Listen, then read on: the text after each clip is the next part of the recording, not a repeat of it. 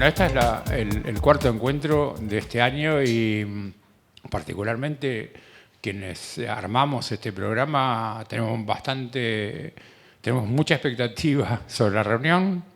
Los expositores nos están escuchando, así que no es que les cargamos de esa expectativa sobre los hombros de ellos, pero nos pareció que, por lo menos en la formación nuestra, no conozco exactamente cómo es ahora y en cada universidad, pero en general la disciplina de la arquitectura corrió en forma paralela respecto del urbanismo, respecto del paisajismo, y lo llamo paisajismo provisoriamente hasta escuchar a nuestros invitados.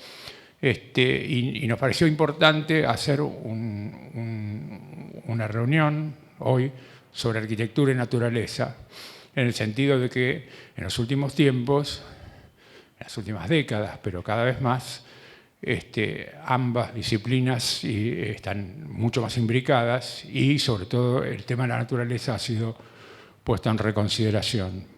Por otra parte, a partir de esto también se han generado muchas confusiones, por eso la charla o la convocatoria de hoy se llama Arquitectura y Naturaleza, más acá del greenwashing, en el sentido de que hay dos aspectos fundamentales y otros laterales. Uno es la sustentabilidad, que muy malentendida por nosotros, los arquitectos, en cuanto a que priman las normas, normas de sustentabilidad hechas en otros países o para otras realidades o para distintos mercados, o mucho más pensando en las cuestiones de mercado que en las cuestiones realmente disciplinares. No sé ni siquiera si se sigue leyendo Sacriste en las facultades hoy. Y la otra cuestión es también el uso del verde. O sea, no hay concurso que no tenga las cubiertas pintadas de verde, no hay proyecto que no tenga verde de arriba abajo como el bosque vertical.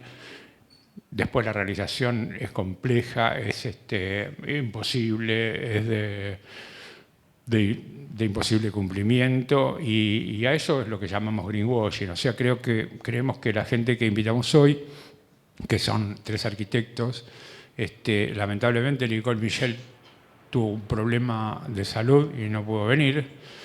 Están con nosotros Ana Raskowski, que abrió todo este ciclo hace ya algunos años, en el primer encuentro que tuvimos, y Ignacio Flerking, que integra el estudio, es titular, uno de los socios del estudio Bulla, que es uno de los estudios que ha marcado una línea muy importante en la reflexión sobre los temas de la naturaleza vinculados a la arquitectura en los últimos años en Argentina, de la mano de una corriente que tiene que ver con cuestiones de reflexión sobre el cambio climático, de cuestiones que tienen que ver con políticas de todo tipo, pero prefiero dejárselos a ellos. Ana nos va a hablar primero. También tiene un horario restringido hoy, pero es las 21, así que va a estar con nosotros casi toda la reunión. Y luego escucharemos a Ignacio. Así que, bueno, empezamos con Anita. Bueno, gracias a todos por venir con este día lluvioso. Yo les voy a contar hoy todos mis niveles de trabajo y la locura en la que vivo. Empezando por...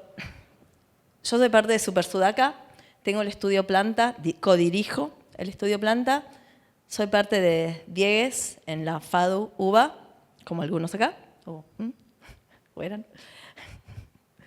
Y también tengo mi taller de arte Acrilia. Super Sudaca es un colectivo de oficinas de arquitectura fundado en Rotterdam en el año 2000, que funciona como una especie de nube por arriba de todo lo que hago. Es como el nivel más alto, de alguna manera, que tiene esta concepción de el el hombre o la mujer arquitecta como director de la orquesta, donde creo que la mayoría de todos nosotros sabemos que nos toca hacer eso, ¿no? Que tenemos como esta posición de trabajar en proyectos grandes, en proyectos chicos de desarrollo, hasta muebles, desde investigación a el diseño, estudiar, trabajar en la facultad, hacernos cargos de los estudios o trabajar en estudios, trabajar para gente adinerada y trabajar en lugares, en condiciones completamente informales. Pero como de una punta a la otra, que es un poco la tarea del arquitecto, ¿no? Como que hacemos un poco de todo y no hacemos nada específicamente profundo o todo profundo. A nivel local, soy parte de Planta, que codirijo con Irene Joselevich, muchos la conocerán, y todo nuestro equipo, que tratamos de que sea lo más estable posible. Y en la FADU, este es nuestro equipo, o mucho más porque siempre va creciendo, y se va modificando. Y este es mi pequeño mundo fantástico, que es como mi taller de arte, básicamente. Es mi mundo de fantasía y que es escala 1 en 100, lo más chiquitito de todo y lo más manuable, porque acá controlo todas las variables. Pero volviendo a Planta, que es de lo que más voy a hablar hoy, somos un estudio de 2 generaciones, Irene y yo, y incluimos a mi abuelo Alfredo Joselevich, que vieron, varios lo conocerán, ¿no? Hizo el Comega y ahora el famoso rulero que aparece en El Eternauta, el rulero de Palermo.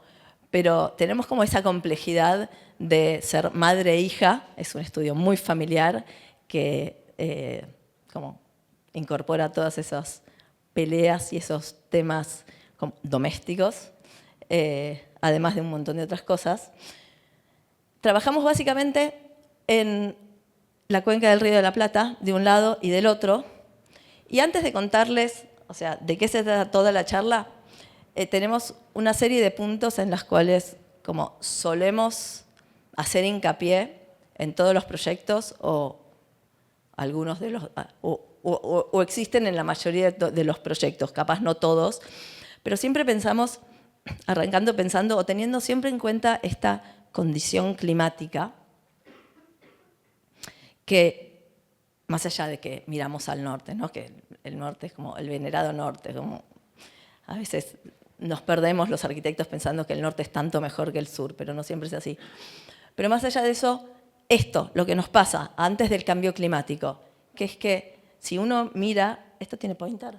No. Okay. Bueno, si uno mira y estudia y se sienta a pensar o a observar más allá de la cuestión cultural que decimos que en Buenos Aires hace frío, en realidad nunca hace frío. Como con data, ¿no? Como si miramos junio y julio, esto es todo el año. Junio y julio en el promedio anual se llega a ver desde ahí en esta pantalla. ¿No? Es como la media dice que hace 11 grados y creo que este año lo comprobamos por sobre todas las cosas. Como ¿cuántos días hace frío? Tipo 10 días al año hace realmente frío que te pones 3 layers o 4 layers, como no hace frío de verdad si lo comparás con el resto del mundo. Y por otro lado, Buenos Aires, que hace honor a su nombre, si miramos a lo largo del año la cantidad de días soleados o de más o menos, o que hoy hasta que fue una tormenta diluvia, al final sale el sol. Entonces, a lo que voy con esta condición climática es que nos interesa en el estudio proponer esta forma de vida en contacto directo y como un uso extremo y cotidiano y intenso de los espacios exteriores, porque el clima lo permite y porque personalmente nos gusta estar afuera, porque es lindo, porque te entra el solcito, la brisa, están los animales alrededor.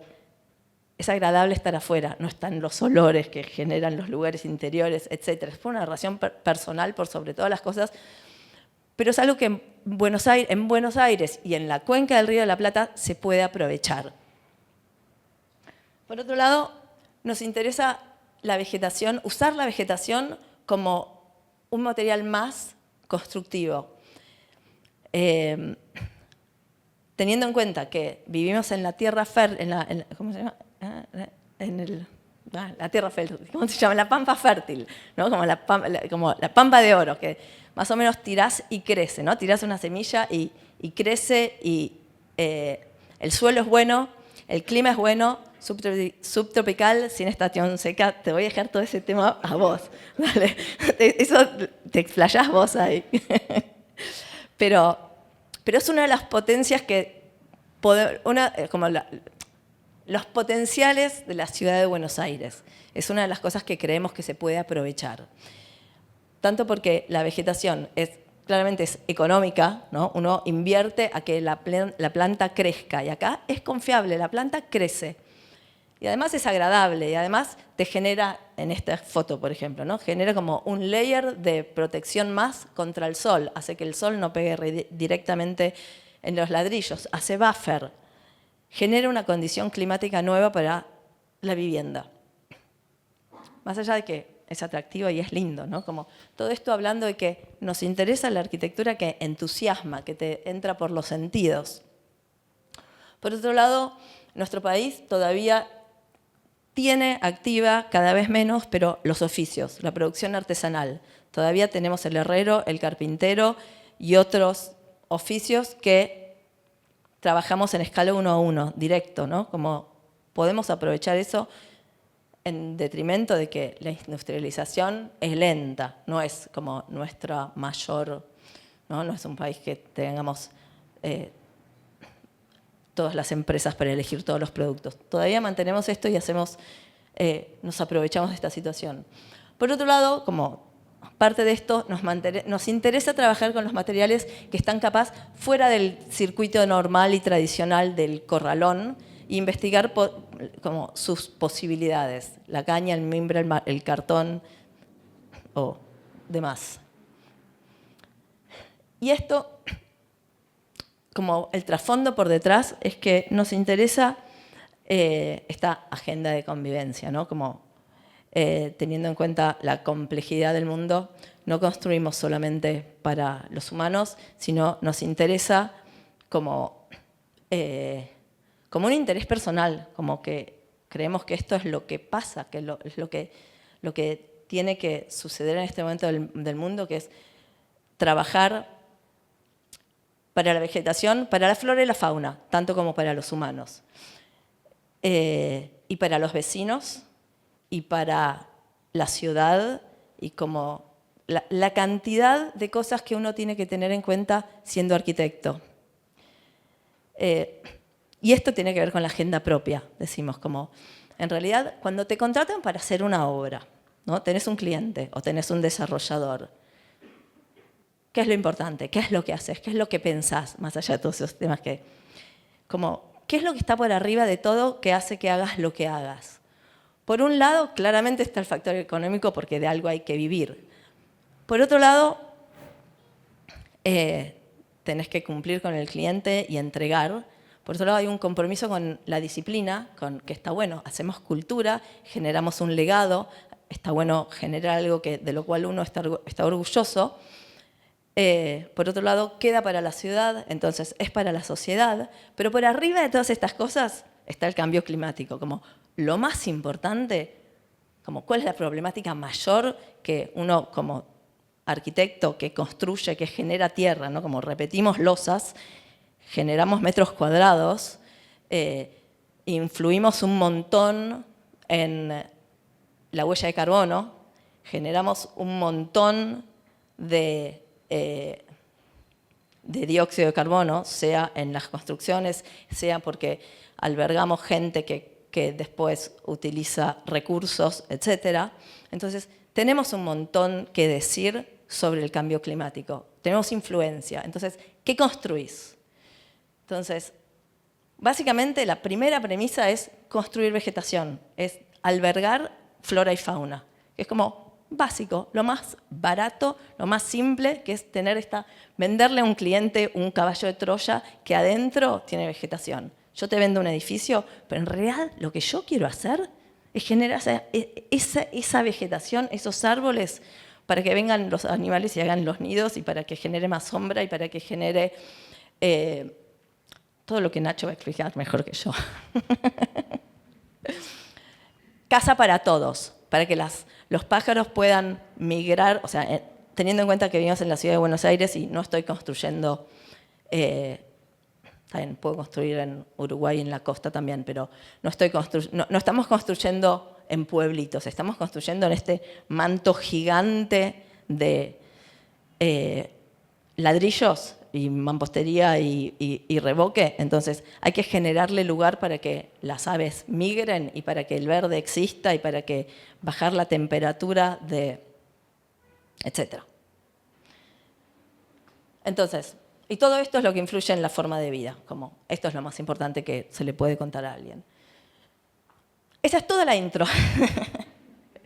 Bueno, y ahora les voy a contar 3 obras de nuestros proyectos de edificios. Básicamente, la primera es nuestro edificio Vilela, que algunos de acá vivimos ahí, que es con Billy Gutraich. Vilela es una obra del 2008, la cuento siempre porque es como una semilla.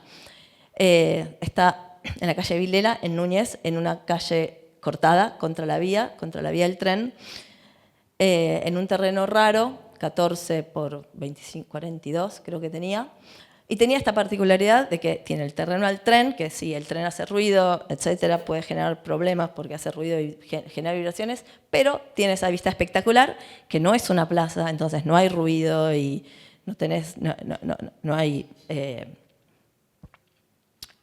es un espacio público, pero tiene abierto. Y del otro lado, como el código era diferente en algún momento, ya no es más, pero es todo bajo. Entonces, teníamos esta vista espectacular. Entonces, ¿a dónde le vas a poner? Nuestra primera pregunta fue como, ¿dónde vas a poner pared cuando existe esa vista? Entonces, la respuesta fue, en ningún lugar.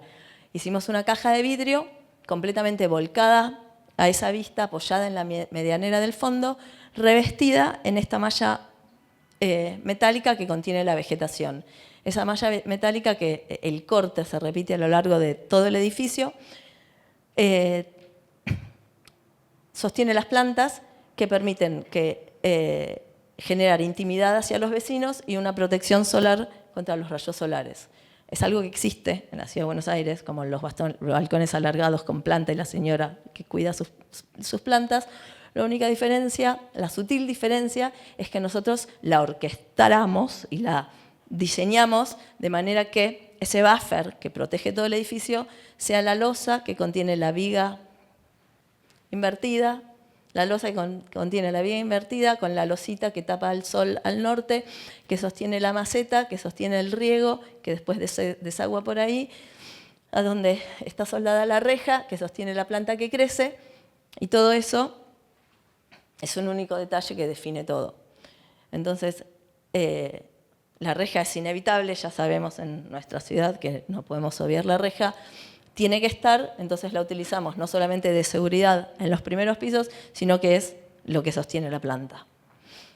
Después, las fachadas se diseñaron teniendo en cuenta las plantas lo más autóctonas posibles y más fuertes posibles que puedan soportar vivir en una maceta de 30 por 40 y además teniendo en cuenta que que haya un layer perenne y un layer caudicifolio para que en verano se caigan algunas hojas y permitan entrar más sol. Los olores que nos generaban, los colores, las mariposas, los bichitos que podían atraer. Y esta es una de las fachadas interiores que tiene esta particularidad de ser un jardín vertical donde todo verdeado, cada uno de los propietarios tiene como este pequeño jardín interesante con plantas y bichos y mariposas y hormigas y algunas ratas que entran desde el tren porque estamos al lado del tren y se trepan por ahí, pero que a mí siempre me gusta contar que de alguna manera arma comunidad porque es ciertas personas que le gustan vivir ahí y no todas. Entonces, lo gracioso es que al final, como las reuniones de consorcio, somos como todos buena onda y amigos, tenemos algo que nos une por detrás, que es que nos gusta vivir en esa situación de naturaleza. Lu, corregime, ¿no? Originariamente, y esto ya todos lo sabemos, ¿no? Como esto es cuando los fideicomisos arrancaron, pero lo hacemos con los amigos y con los familiares, que cada cual quería una vivienda diferente, como el metraje, entonces todos los departamentos salían diferentes, pero básicamente salían diferentes porque la forma del edificio fue planeada antes que los departamentos, que los departamentos fue como una división interior de lo que se podía hacer con esa volumetría del edificio, porque era lo más importante, ya que en ese momento había FOT, ¿no? Todos sabemos lo que es el FOT, no hay nadie tan joven que no sepa lo que es el FOT, que lo que nos decía es que el precio del terreno estaba hecho en base a la cantidad de metros construibles, pero esos metros construibles no tenían en cuenta los espacios exteriores, no se contaban para el cálculo del FOT esos metros cuadrados. Entonces, si uno organizaba los metros cuadrados que podías construir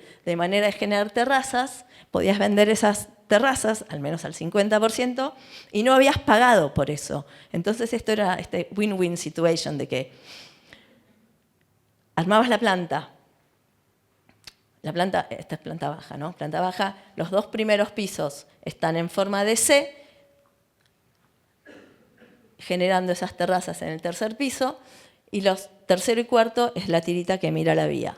Entonces, generando un montón de, o sea, la mayor cantidad de perímetro posible para tener contacto con el exterior, y después una tirita que mira para allá.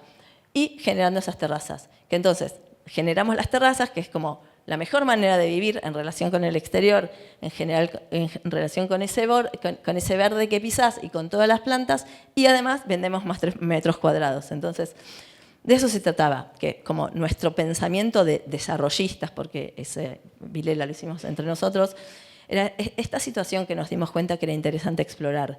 Tratar de hacer una casa lujosa y un edificio comercial, como ese desafío, ese híbrido de hacer las dos cosas. Pero para eso había que definir qué es el lujo para cada uno. Claramente, para nosotros el lujo no es estas terminaciones de oro, como ¿a quién le sirven? ¿Para qué las querés? Pero sí tiene más que ver con esta situación de conexión con la naturaleza. La naturaleza dentro de la ciudad es el lujo para nosotros. Entonces, tenemos este concepto que usamos en la facultad, que enseñamos a nuestros alumnos, que es lujo ascético. Proponé o encontrar un lujo. ¿Cuál es el lujo? Es un lujo que no es todo lujo, que no es simplemente todo porque tenés pocos recursos, sino que encontrar cuál es el punto, qué dejas de lado, qué voluntariamente dejas de lado para encontrar lo que sí te interesa. Y por otro lado, ¿qué es lo que hace una casa? A una casa le hacen un montón de temas, que es lo que queríamos poner en chiquitito. Entonces, para nosotros esto es el lujo, como tener un agua, tener un pasto, tener naturaleza, todo esto dentro de la ciudad y con seguridad en un tercer piso. De esto se trataba. Tener unos interiores rodeados de vegetación, con vista, donde abrís y te circula el viento y con unos materiales que capaz no son los más lujosos. Todo esto en este corredor ecológico, este corredor verde que genera la vía del tren, porque vieron que no se corta, entonces tiene como todo forma como un mismo corredor. Tuvimos una segunda oportunidad para corregir nuestros errores, ya que un cliente compró el terreno de al lado y pudimos una especie de extensión del edificio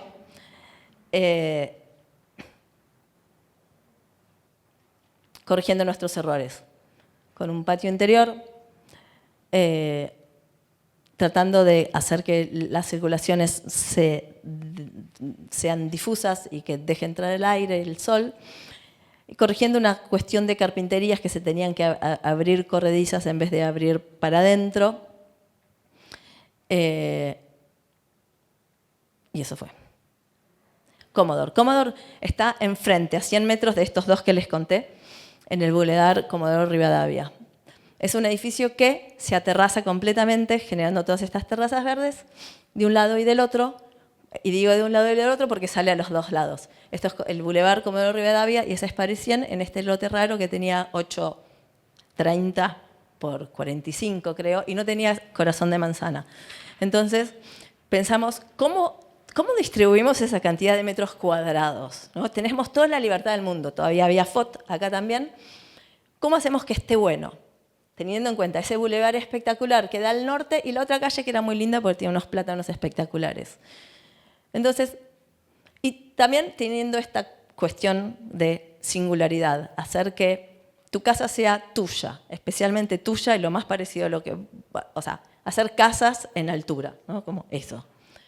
Que ahora ya está completamente extendido y esto es lo que venden todas las inmobiliarias y se entendió por completo, pero en ese momento todavía no era tan normal. Teniendo en cuenta también esta tradición del código del 44, creo que es, que entiendo que había que dejar un porcentaje había que retirar, o sea, aterrazar el 70% del edificio y se podía quedar en pie, como adelante, solamente un 30%. Pero que cuando miras estos edificios, cuando paseas por el centro mirando estos edificios, en realidad lo mejor de todo es ahí arriba, ¿no? Como, todo bien con esto, es re buena arquitectura, pero eso es mucho mejor, ¿no? Como en cualquiera podés decir, como, ¿dónde querés vivir? Yo quiero vivir acá, en esta esquinita. Como, esta es la frutilla de la torta.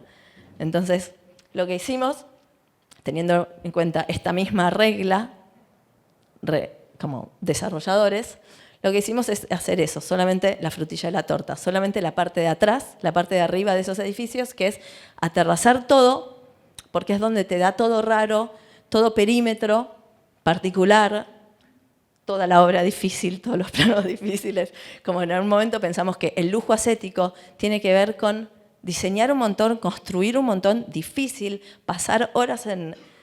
como hacernos la difícil para los arquitectos y para los constructores, esos 2, 3 años de diseño y obra, como eso es complicado, pero el edificio queda. Entonces, no hagamos fácil la construcción. Banquémosla. No sé si lo vuelvo a hacer después de todo. Como eso es lo que pensamos al principio. No sé hasta cuánto lo podemos sostener. Pero eso era. Entonces, este edificio se aterraza para un lado, sobre Comodoro Rivadavia, que es espectacular, y mira al norte, se aterraza para el otro, y son 7, porque podrían ser 8, pero son 7, porque arriba se achica un montón, 7 departamentos, donde la planta baja es pasante, o sea, entras por acá, el auto entra por acá y sale por ahí, es súper cómodo. Tiene este núcleo acá, muy largo, porque tiene este patio central en el medio, que es como todo holgado, podíamos completamente decidir cómo distribuir los metros cuadrados. Y el edificio se va achicando hacia arriba en cada planta. Todas las plantas son distintas, y el último es un dúplex, tercero y cuarto, que mira Parisien, este y este es un dúplex. Realmente fueron 7 casas distintas. En corte se aterraza completamente también, y hasta acá haciendo como esto, ¿no? Como tuki, tuki, tuki, tuki, tuki, como en todas las partes. Esta es la base. Todo aterrazado, pero con el cubito, con la casita arriba, como la casita diferente, lo que lo hace completamente singular, con su aventanamiento, el cubito como tenés tu casita ahí adentro, con otra escala, las terrazas verdes, las plantas que hacen que no mires al vecino, ¿no? Como que te alejan un poco y te hacen ese bordecito, las pérgolas, y todo el edificio estuvo pensado en base a esto. Como, esto era lo más importante, esta terraza, que toda la masa del edificio se distribuya alrededor de lo que pasaba acá y acá, como este lujo de tener distintos tipos de jardines, tener el piso duro donde comer, con una pérgola, tener sombra y tener una especie de jardín con pasto que los clientes podían elegir si era pasto o si era jacuzzi, agua o pasto. Algunos, el de más abajo tiene un árbol y todos tienen los maceteros. Y así son, para un lado y para el otro son distintos. Bueno, las fotos todavía no tenían la pérgola crecida. los clientes eligieron o pasto o agua como su lugarcito, o sea, todo en chiquitito, ¿no? Es como una casa grande, pero en chiquitito. Vivís en la ciudad, tenés el lujo de vivir en la ciudad con toda la infraestructura, bajás y tenés un café, te vas al teatro, tenés los cines, tenés todo, y tenés tu pileta, y tenés tu pérgola, y tenés una casita en chiquitita en altura con seguridad. Jacuzzi entre los árboles de un lado, esto crecido, pero a esto buscábamos, que después, como los espacios exteriores, mismo en un edificio chiquito, puedas poner una mesa, comer cómodo, tener una sombra, que no sea un espacio finito y largo, sino que sea realmente un lugar de uso. Con un árbol, con la pérgola crecida, ese es el árbol que está creciendo, todavía ya creció un montón, para un lado y para el otro. Y que además, en algunos departamentos en los que podías, salías del living y salías de la cocina para que este lugar se use, esté rodeado de áreas de uso, de funcionamiento, que salga fácilmente a tomar un café. Porque si no, no los usas al espacios exteriores, los usas si están cerca de los lugares en donde uno habita. Bueno, las circulaciones que eran re largas, entonces se cerraron algunos palieres para hacerlos privados y la entrada. Bien. Y con esto terminó. Este es un edificio, es un condotel en José Ignacio, que es un proyecto de 10 años. El terreno está ahí, del lado de atrás de la ruta a donde se llega, que en su momento era un terreno que estaba lejos, como no, ahora ya quedó integrado, pero en su momento había que convencer a la gente que era un buen terreno. Pero era tan buen terreno que para cualquier lado que ponías los metros cuadrados tenía vista. Entonces dijimos, no importa el mar solamente, que está lejos, está a 250 metros, ves para un lado, ves para el otro, ves para el bosque, es todo bueno, tratemos de hacer la mayor huella posible, como la mayor implantación posible, para luego volver a terrazar. Hagamos un claustro para que los departamentos puedan ventilar para adentro y para afuera, o sea, tengan doble ventilación, y aterrazamos, porque en Uruguay existe la misma ley de FOTIFOS. Está mucho más reglamentada porque es por piso, pero de cualquier manera, este es un lugar de veraneo, entonces lo que más importa son esas terrazas para estar al exterior y usar ese uso del espacio exterior.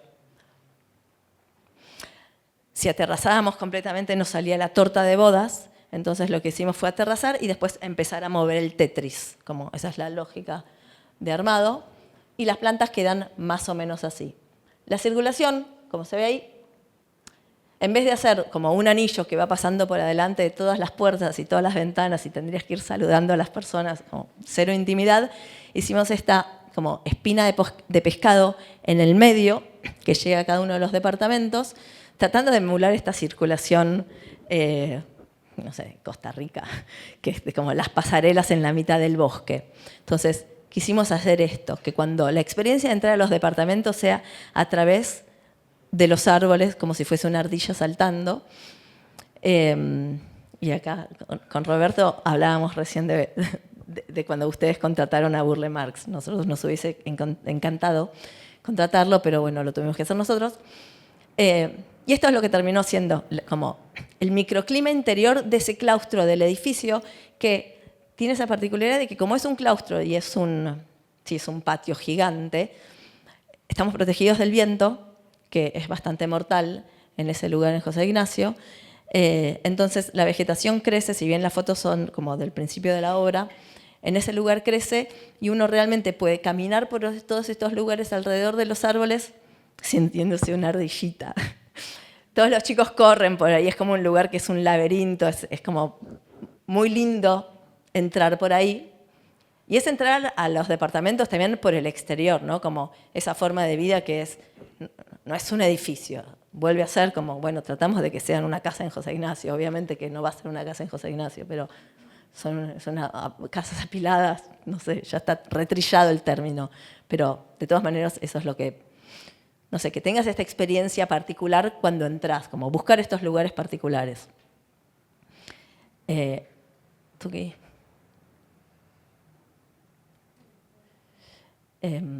Y con esas plantas, con todos estos lugares Este patio central tenía que no permitir que haya niños jugando, patinando, andando en bici para que no haga ruidos para los departamentos. A ver si me sale hacer esto. Sí, ahí está. Y es muy lindo esto que las luces y las sombras que generan todos estos álamos cuando más caminas por ahí. Como quedó un lugar que está bueno. Bueno, ya. Las plantas son así. Está semienterrado en pendiente, entonces tiene 3 locales en la entrada y se entra como por un semienterrado. Y estas son como todas las plantas que se van aterrazando hacia arriba. Y de esta manera es como lo armamos, ¿no? Teniendo esta grilla 3D de hormigón, donde el módulo fue grande, o sea, es generoso, tenía 3,5 por 4,15, que podía acomodar cualquier función adentro. Entonces, la decisión de la volumetría fue de vuelta en base a algo atractivo, a cómo nos parecía que era lindo volumétricamente, cómo era atractivo volumétricamente, probando distintas maquetas, cómo eran los espacios que quedaban ahí, para que no quede una cosa larga y finita, sino algo que te dé ganas, que te entusiasme estar ahí, como estos pueblos italianos, Matera, que a uno le gustaría ser un gigante, más o menos ir saltando de terraza en terraza, porque es como atractiva la volumetría. Entonces, eso es lo que hicimos. Y que además, cuando lo estés usando, puedas salir a la terraza desde distintos lugares. Puedas salir del comedor o del living, y nunca compartir una terraza con el departamento del lado, ¿no? Las terrazas son siempre privadas. Se entra por ahí abajo, como en esa escala bien bajita, bien chiquitita, como que entras a la cueva. Y todo el edificio está rodeado de esta vegetación, obviamente toda autóctona, que se mantiene sola. La pileta atrás, que protege, o sea, teníamos esta situación de que tratar de que nadie mire para abajo y mire al vecino. Entonces la vegetación sirve para eso. El edificio es de hormigón, obviamente la estructura es de hormigón, pero está revestido en estas tablitas de hormigón que hicimos in situ en la obra, con 12 moldes a lo largo de un montón de tiempo, porque si no teníamos miedo que la empresa constructora no se animó a hacerlo en hormigón por la complejidad volumétrica. Y todas estas terrazas, el vidrio que protege del viento, con la vegetación que protege de las vistas, con la pérgola que protege del sol, arman todo este edificio que entra y sale, de 59 departamentos que hay 28 tipologías distintas, como en esa lógica nos metimos, pero todas tienen un montón de espacio exterior en relación al espacio interior. Este tiene más, o sea, esta, ¿no? Como 41 de terraza y 31 cubierta, esa tipología, o esta que tiene, no sé, más de la mitad porque tiene la terraza, o esta que tiene, esta tiene un quinto, o esta que tiene, no sé, un tercio, y así hay un montón. Los interiores, como es un condotel, los diseñamos nosotros también, con la ayuda de un montón de amigos que trabajaron acá. Lobby del hotel, restaurante del hotel. Bueno, lo único que quedó fue el color en el restaurante. Y con esto terminó. Nada, este pensamiento con el que arrancaba, que es hagamos arquitectura para salvar al mundo, como en algún punto tenemos ese granito de arena que podemos hacerlo nosotros como arquitectos y arquitectas. Y esta pregunta de cómo podemos cambiar nuestras ciudades para que los animales, la vegetación y los humanos puedan convivir uno al lado del otro de formas nuevas y extraordinarias. Porque tenemos esa responsabilidad. Y muchas gracias, ese es mi abuelo. Bueno, gracias antes que nada, Pablo, por la presentación. A todo el equipo también de ASN Noise por la invitación y a todo el equipo Eisenson también. Es un placer estar acá y compartir hoy la noche con Ana, con Anita, una persona a quien admiro y con quien cuando empezamos con Bulla, era parte de la referencia que mirábamos en ese momento. Para hoy preparé una charla nueva, espero que salga bien, que por ahí es una foto desde mi lente de lo que puede ser una foto de Bulla al día de hoy. Esta ilustración es una ilustración que hizo Seba Curi, que es un ilustrador mainstream de Los Ángeles, que después les voy a contar de qué se trata, pero está vinculado a la charla de hoy. Por ahí muchos nos conocerán, algunos otros no, y también aprovecho que está Lucía, mi socia, acá en la sala. Bulla tiene 15 años y la originamos nosotros tres, que junto con Lu y con Ana García Ricci, que hoy no está, la decidimos armar. Nosotros nos conocimos en la facultad, estudiando la carrera de grado de Paisaje de la UBA, una carrera bastante particular, que fue la que nos forjó el resto del camino, el espíritu y todo lo que hacemos hoy en día en ese edificio tan característico. Nuestro primer estudio estuvo en una antigua bicicletería del barrio Los Andes, un local a la calle, que durante esos años, y ya hablo un poco también en pasado como en retrospectiva, aprovechamos que era un local a la calle para armar también un ciclo parecido a este, ciclos que también celebramos mucho y sabemos la importancia que tiene para la difusión de muchos temas, y ahí lo que armamos fue el ciclo de escape. Fue una época en donde todavía no estábamos participando de espacios académicos y abríamos el estudio, invitábamos a referentes de muchas disciplinas a hablar de ciertos temas que nos interesaban, ciertos temas hacia los cuales nosotros queríamos ir. Y sobre todo lo que nos permitió escape en esos encuentros, durante esos 5 años que duró, fue empezar a ampliar la mirada, empezar a ampliar la definición de lo que nosotros entendíamos como paisaje y que podíamos hacer. Y yo creo que Escape terminó siendo, además de un documento, de este libro que está siempre pronto a salir a impresión, que compiló estos 18 invitados, yo creo que fue como inventarnos el músculo para poder generar un cambio de escala en lo que hacíamos. Ese cambio de escala, que sucedió prácticamente al finalizar Escape y hacia el inicio de la pandemia, generó que después de algunos años nuestra pequeña oficina empezara a crecer, empezaran a crecer el tipo de encargos, no solo el equipo nuestro, el equipo de la oficina, sino también el tipo de encargos y la complejidad. Pero también transformó la forma en que pensábamos y trabajábamos. Esta forma que tenemos como que adoptamos como una cultura propia, que es cuando se nos viene un encargo, es dedicarle parte de ese tiempo a la investigación sobre un tema que no conocemos y aprovechar a su vez para invitar a otra gente que sabe más que nosotros. A veces son arquitectos, a veces son ingenieros, a veces son científicos de otras ramas. Pero eso nos permitió durante todo este tiempo, y tiene que ver con la charla que les voy a contar hoy, poder tener un músculo que para un estudio de paisaje en Argentina era un montón. O sea, tener un equipo de 20 personas, la mitad arquitectos, la mitad paisajistas. Para nosotros era el sueño de esta cosa híbrida, interdisciplinaria, que lo podíamos poner en práctica. Y empezamos a entender qué era trabajar con mucha gente, cómo formar un equipo, cómo generar una cultura también bulla. Hoy tenemos hasta un equipo de fútbol con camisetas y nos importa mucho cuidar y formar y que la gente que trabaja con nosotros pueda crecer ahí, pueda aprender. Que un arquitecto aprenda de paisaje y que un paisajista aprenda de arquitectura. Es como una especie de pequeña escuela que nos inventamos. Y también hacemos estas cosas, ¿no? Nos divertimos, invertimos tiempo, aunque sea contraproductivo, en salir, hacer escapadas. Esto fue el año pasado en la isla Martín García, en una torre abandonada en el medio ahí de la isla, con todo el equipo nuestro que nos vamos a conocer, a conectar, a ver qué hay más allá del trabajo, ¿no? Porque en definitiva pasamos casi más tiempo que con nuestras familias, con la gente con la que trabajamos.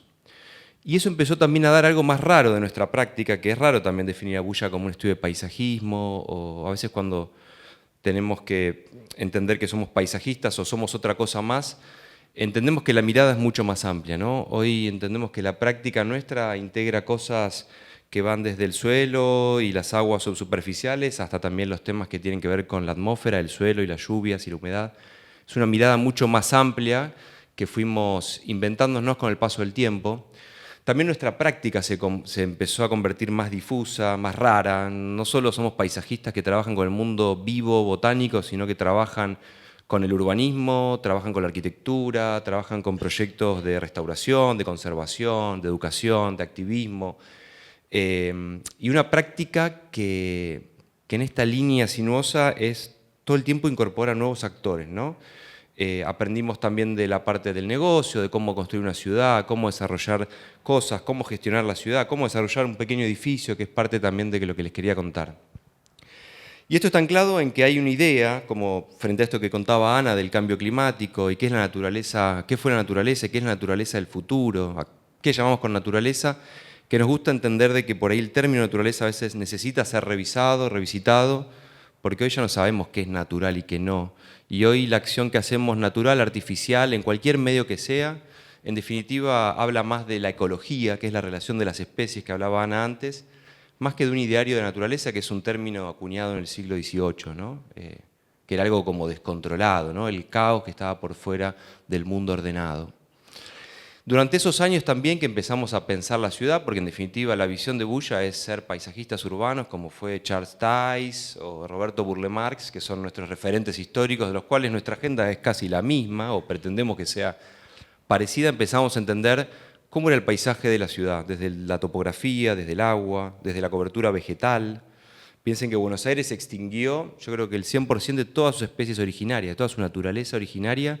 Buenos Aires la artificializó, la eliminó, la canalizó.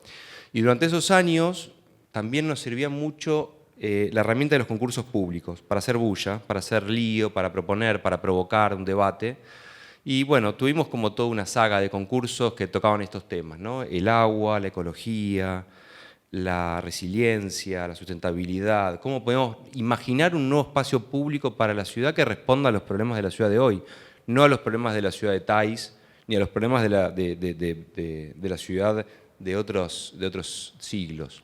Y empezamos a entender de que a medida que nosotros como humanidad íbamos modificando las naturalezas, modificamos los procesos naturales, las dinámicas, las especies y las ciudades y también las áreas productivas, pero que entendíamos que había como una esperanza de futuro de poder trabajar solidariamente con esos objetos que estaban. Por ejemplo, con el agua. Si uno retiene agua, puede producir una pieza de paisaje, o canalizarla, o hacer una nueva laguna de retención, como hablábamos hoy a la tarde. Y para nosotros ese era un diferencial, o sea, nuevas infraestructuras naturales que sean solidarias con las redes, con las infraestructuras que de las ciudades ya están colapsadas. En 2012 tuvimos la suerte con Edgardo Minón de ganar este concurso y traer como esta nueva paleta botánica también a la ciudad, que tiene que ver con el parque del Centro de Exposiciones.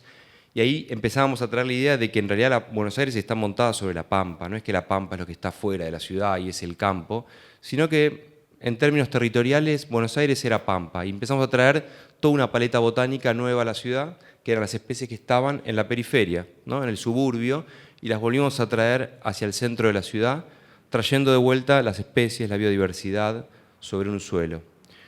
Hace muy poquito, y esto me imagino que lo haber contado el Tano Lombardo en algún encuentro, pudimos, asociados a RDR, ganar este concurso privado y bueno, la estación de servicio YPF vuelve a traer esta idea de las praderas, las pampas aéreas en la ciudad sobre losas. Y esta imagen me gusta, no solo porque está Ciudad Universitaria de fondo, sino porque todo lo que vemos del entorno verde oscuro es toda una obra de Charles Teiss. O sea, es toda la concepción del paisaje de Buenos Aires del siglo XIX. Y ahí metidito está esa nueva mirada como ecológica, ¿no? Que todo el tiempo nos gusta este diálogo con la historia. Y también algunos casos que conocerán, y Nobleza Obliga, que hemos trabajado junto con la casa que hoy nos alberga, que tiene que ver también con estos nuevos parques, esta nueva forma de usar estos paisajes aéreos sobre la ciudad de Buenos Aires. Nuestra misión era traer de vuelta la Pampa hacia las alturas, y esto lo hemos desarrollado en muchos proyectos más como estrategia ecológica ambiental. El primer proyecto que voy a traer en realidad es un proyecto de investigación, es un proyecto de un laboratorio, que es algo que nos copa, que nos interesa todo el tiempo estar innovando y cuestionando lo que hacemos, que tiene que ver con una genealogía naturalista, si se quiere, entre lo que puede ser el arte topiario de Versalles y lo que tiene que ver con la teoría del tercer paisaje, enumerada por Gilles Clement. Y esto es una nota personal, y este proyecto habla de un baldío en la ciudad de Buenos Aires que estamos ocupando hace 3 años con un laboratorio. Tiene que ver con algo personal que tiene que ver con haber nacido también en Ciudad de Evita, que es donde yo nací y viví mi infancia, la importancia del suburbio, pero sobre todo la importancia de la ciudad jardín, y una ciudad jardín incompleta, ¿no? Yo vivía en el Rodete de Evita particularmente, y los lugares donde jugábamos, los playgrounds del suburbio, tenían que ver justamente con los baldíos, ¿no? Hacer una casita en un árbol, hacer un pozo o correr por la incompletitud de un programa urbanístico era parte como de este imaginario o de esta caja de sorpresas que uno tiene que ver con la infancia. Y lo que nos proponíamos con el baldío tiene que ver con este espíritu de Gilles Clement, que es un paisajista francés, que habla de que para cambiar de jardines hay que cambiar de leyendas, ¿no? Hay que inventarnos nuevas leyendas. Y esta nueva leyenda sobre los baldíos urbanos arranca en 2012 en esta muestra que organiza la Galería Monambiente de la mano de Martin Uberman, donde empezamos a exponer extractos de plantas que crecían solas en lo que era la traza de la ex autopista 3, autopista central, y de manera incipiente empezamos a preguntarnos qué es esta vegetación que crece sola, sin jardinería, sin costo, sin mercado mediante. Y hace 3 años y medio, más o menos, por una motivación personal, adquirimos un terreno en Capital, 1866, en el barrio de Villortúzar, que tenía una casa, y empezó un proceso de préstamo, de concesión hacia Bulla, de poder utilizar este terreno como un campo experimental hasta que llegue la obra o el pequeño edificio que se va a construir acá. Empezamos con la demolición de la casa, que fue como la primera tarea, y empezó como lo que nosotros llamamos como el reset, ¿no? Como volver a foja cero, volver a un suelo totalmente pobre donde antes había una casa, y empezar a ver cómo la naturaleza empezaba a regenerarse. Esto sucedía en paralelo a la pandemia, o sea que estábamos todos encerrados en nuestras casas y nos preguntábamos qué pasaba con esta vida posapocalíptica, si se quiere. Eso en paralelo, perdón que se me fue, van a ver que hay todo un espejo que tiene que ver también con la vida académica. Actualmente yo soy el director del programa de paisaje de la Universidad de Itela, que es un programa de posgrado, donde también parte de estos temas que investigamos en Bulla se retroalimentan en este ámbito, ¿no? Y esto de los escombros es un tema que van a ver que va y viene todo el tiempo, que son los desechos de los sólidos urbanos, y empezamos a estudiar que Buenos Aires tiene una cultura de hace 300 años de rellenar el Río de la Plata. O sea, fabricamos suelo muy económico, con materiales de escombros, de descarte o sólidos, por múltiples obras de infraestructura, que dan cuenta del tiempo y el momento político, y fabricamos casi 2.500 hectáreas de las más caras sobre el Río de la Plata. Pero todo esto es una obra de relleno, no es originaria, y es lo que Buenos Aires creo que tiene como una gran oportunidad para pensar un nuevo paisaje sobre un suelo rellenado, sobre un suelo, como hoy se conoce, un suelo humano o un tech soil.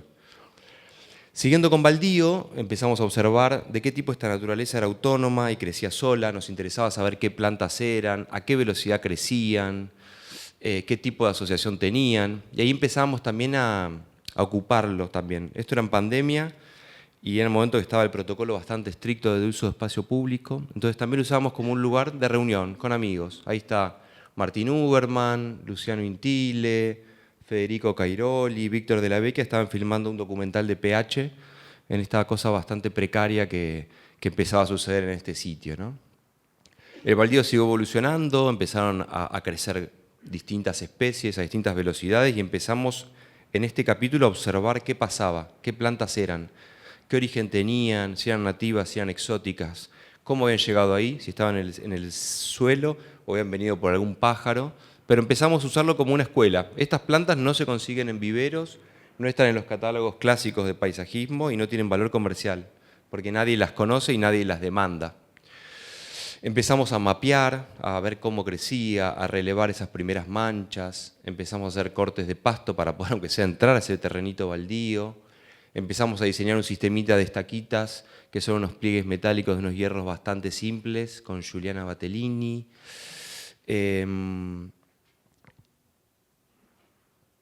Y hubo un primer proyecto de arquitectura que encomendamos también, esto es a IR Arquitectura, Luciano Intile, que tenía que ver con un modelo de cohousing. Era un pequeño modelo para 4 casas, no comercializable, solamente era un proyecto cerrado, que bueno, tuvo como un primer capítulo interesante de empezar a entender y negociar con la ciudad qué tipo de ciudad podíamos construir acá a partir de un modelo colaborativo. Empezamos a hacer activismo en el baldío, hicimos una transmisión en vivo en pandemia, donde invitamos a distinta gente que contaba casos de baldíos que habían pasado en otros lugares del mundo.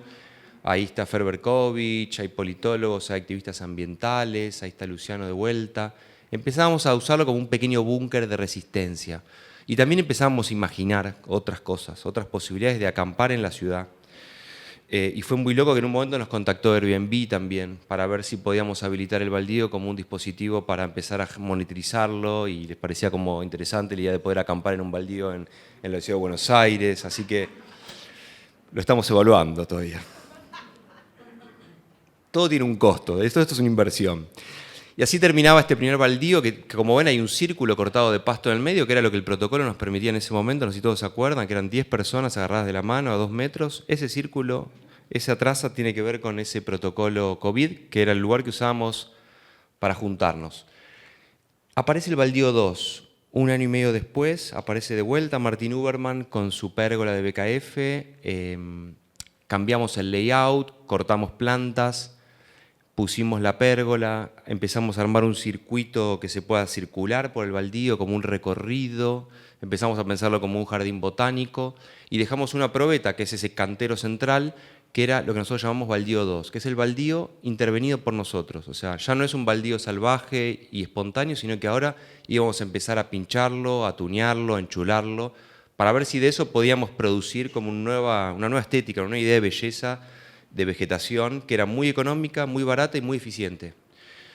Empezamos un relevamiento súper estricto con nuestro equipo in-house de botánicos, que son unos paisajistas increíbles. Detectamos que habían más de 40 especies nativas en ese momento, desconocidas totalmente para el mundo viverístico y paisajístico también. Hicimos una metodología bastante técnica, detectamos stands, relevamos especies, especie por especie, las clasificamos. Hicimos un herbario, que es una antigua técnica para secar plantas. Esto también lo tenemos todo archivado con esas especies, las clasificamos.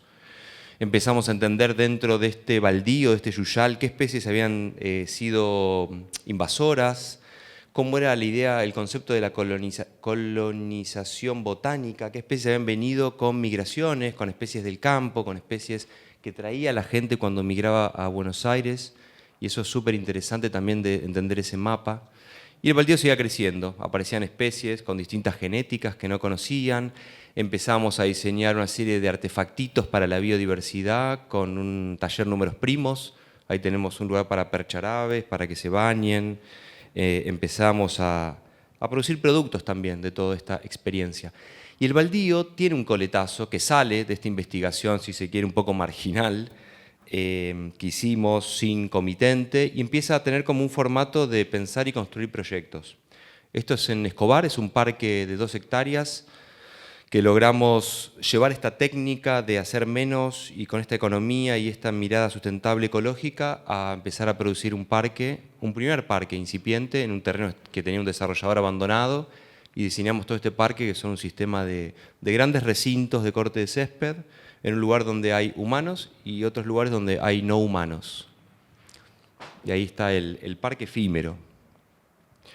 Y esa técnica la llevamos a otros proyectos más. Esto es un poquitito más cerca de Varadero, en otro proyecto privado también, donde simplemente se delimitó un área y con la misma energía que tenían los jardineros del lugar diseñamos esta serie de recintos. Esto es para un actor, un famoso actor, entonces esto tiene como todo un programa de actuación, de encuentros y de fiestas, en esto que se llama el flechillar. Todo esto amarillo que ven es un tipo de población botánica pampeana muy importante, que son el flechillar, las flechitas que se nos pegan en la ropa, y que es muy importante para la preservación de este ecosistema también. Y el baldío, hoy hablamos de los patios de Buenos Aires, que lo traía María y me pareció muy atinado. Este mapa es un mapa más o menos del 40 al 45 de Buenos Aires, con lo que era hasta esa época la nomenclación de todos los grandes parques de la ciudad. Hoy, que es nuestro deseo, como paisajistas que nos llamen para rediseñar estos parques, es bastante complejo de generar ese suelo, que no sea rellenado en el interior de la ciudad. Entonces empezamos de vuelta, como dentro del marco académico de Ditela, a pensar, a investigar cuántos baldíos tenía la ciudad de Buenos Aires hoy, a la fecha de hoy. Buenos Aires tiene 4.000 baldíos vacantes hoy, de distintas edades, algunos tienen 80 años, otros tienen apenas unos meses. Si lo sumamos a todos esos baldíos, que son estas manchitas de recortes de la ciudad, sumamos 200 hectáreas, que hoy están ociosas, en manos privadas, públicas, pero que empezamos a imaginar de que esto podía ser una política de Estado para la ciudad de Buenos Aires, ¿no? Imagínense pandemia, espacios públicos de cercanía, la gente que no puede caminar hasta una plaza, la falta de espacio público redistribuida en la ciudad, nos parecía que retomar el proyecto de los patios de la ciudad, que es un proyecto de los 70, podía generar una política de Estado de fabricarte en un convenio público-privado, como estamos haciendo nosotros, 200 hectáreas de espacio público disponible. El baldío ya en su última fase empezamos a traer otra agenda que también de la mano de Martín Uberman vienen, que tiene que ver con estas piedritas. Teníamos que hacer que el baldío, cuando lo abriésemos al público, se pueda caminar y no caminar por la tierra, por la tosca. Y empezamos con esta agenda que tiene que ver con esta práctica que traíamos antes, que es que Buenos Aires rellena el Río de la Plata y lo rellena con escombros de desechos urbanos. Una cosa bastante loca para otras culturas que no somos los rioplatenses. Y empezamos a ir a una playa en Olivos a ver de qué se trataban estas piedras. Son piedras que son pedazos de ciudades, pedazos de casas, de muchas vidas, que el Río de la Plata los devuelve en formato canto rodado. Los modela por las olas y vuelven a estas playas de escombros. Y ahí estábamos de vuelta, en otra jornada con los chicos del estudio, haciendo patito, cargando desde la Reserva Irigoyen hasta todos nuestros autos, piedras para llevarlas de vuelta a donde estaban antes, en el baldío. Y llevamos mucha gente, llevamos gente de la UDELAR de Uruguay, está también la directora del CCA, la Tana Borazzi, que también le hicimos cargar piedras y las llevamos al baldío y las distribuimos todos en una jornada, y así pasó mucha gente sobre este material, que es un material que no se consigue en la industria. Es un material co-creado con el Río de la Plata por una deformidad nuestra o por una práctica que tenemos como costumbre, pero que nos lo devuelve el Río de la Plata en un formato único, ¿no? Casi como de pequeñas piecitas de arte. Y una cosa muy loca también que pasaba, que es que con la aparición de este nuevo gobierno nosotros empezábamos a hacer una medida como contraria a lo que era privatizar lo público, que era, sino hacer público lo privado. Y abrimos esta agenda, que es la agenda de baldío abierto, que era justamente sacar la tapia del terreno y por un día abrirlo a que se sume todo el barrio, que vengan gente, que lo recorran, y estábamos nosotros explicando de plantas, de botánica, de política, de ciudad, de cómo hacer ciudad con pequeñas obras, cómo uno puede transformar la ciudad desde un pequeño lugar así chiquitito. Hicimos un montón de baldíos, montón, estuvo dentro de Open House, se filmaron programas y ahí estaba como en un estado bastante soleado. Hoy está mucho más crecido ya. Sacábamos la tapia y por un rato los patios de la ciudad volvían a ser un poco como un lugar de recorrida y de encuentro. Invitábamos gente, biólogos, vecinos, habían bebidas y era muy loco ir por estos espacios, que la ciudad tuvo en un momento esa cultura de pequeñas plazoletas. El baldío era un lugar que invitábamos artistas, por ejemplo Seba Curi, que es este ilustrador de Los Ángeles, hizo toda una serie sobre baldío y nos regaló casi 10 ilustraciones, y fue un lujo, que las regalamos también en el lugar. Hicimos asados, acá estaba Mathieu Lucas, que es un paisajista francés, el año pasado, y lo hicimos comer carne toda la noche con la mano. La mejor carne que haber comido el tipo en su vida, no lo podía creer, pero hicimos baldíofuegos, hicimos presentaciones de libros, filmamos programas para la televisión.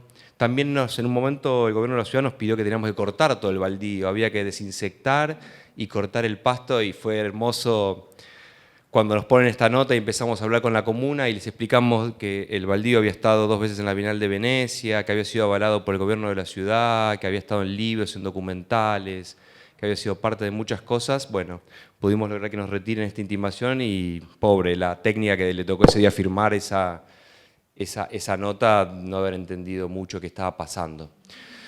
El último capítulo tiene que ver con los suelos. Estamos preocupados por los suelos de la ciudad. Uno de los arquitectos del estudio ceramista, Santiago Garbolino, hicimos una jornada para nosotros, para nuestro equipo, de extracción de arcillas del suelo, del baldío. Hicimos toda una jornada para trabajar, para pensar con las manos, que hoy lo tenemos cocinado y que va a estar expuesto. El cuento final es que el baldío está en su etapa última, en su último capítulo. Seguramente pronto tendremos una muestra en nuestro nuevo casa estudio en Belgrano R, que ya serán informados seguramente. Lo pronto es que se viene un pequeño edificio, en donde este pequeño edificio, el proyecto de paisaje, va a desarmar el baldío, todo este cuento, lo va a conservar durante un tiempo y va a volver a estar arriba del edificio de vuelta. O sea, todas las plantas que estuvimos durante este tiempo observando y estudiando van a volver a estar en formato edificio. a la vez que tiene una serie de particularidades el edificio, como hacerse cargo del agua, esto que ven ahí es un tanque ralentizador de riego y demás cosas que estamos haciendo que el edificio pueda hacerse cargo de algunos temas de la ciudad que el código no lo especifica. Ese proyecto es de Cotet Giachetti, perdón. Y así está Baldío hoy, con la pérgola de Uberman ya totalmente cooptada. Acá una pausa, quería cerrar como este primer capítulo y poner un video que creo que abre este segundo proyecto que les voy a contar, y es un raconto de 5 años de trabajo en una urbanización abierta, privada pero abierta, en Escobar, que se llama Puertos.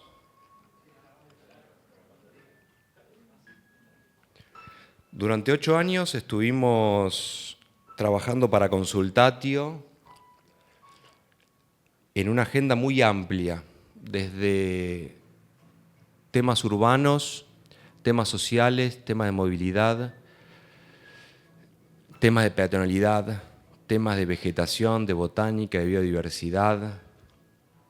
Trabajamos con todo un programa de arte, con 20 y pico artistas, acompañándolos a instalar sus obras en el espacio público de esta urbanización que pretendía romper el molde de lo que era un country, un barrio cerrado, y convertirse en un lugar más amable. La música puede estar un poquito más, ¿eh? Sí, sí, sí. Durante estos años también Consultatio nos permitió a nosotros hacer un laboratorio, por un rato fantasear con ser arquitectos y hacer una casa de guardaparques metálica plateada en una reserva. Pudimos también gestionar una reserva privada en el Delta, pudimos diseñar pasarelas, aprendimos a cómo hacer bases sobre barro, sobre agua, con técnicas isleñas. Aprendimos de arquitectura, invitamos a arquitectos amigos a trabajar con nosotros, le dimos la oportunidad a jóvenes arquitectos amigos a que hagan sus primeras obras también.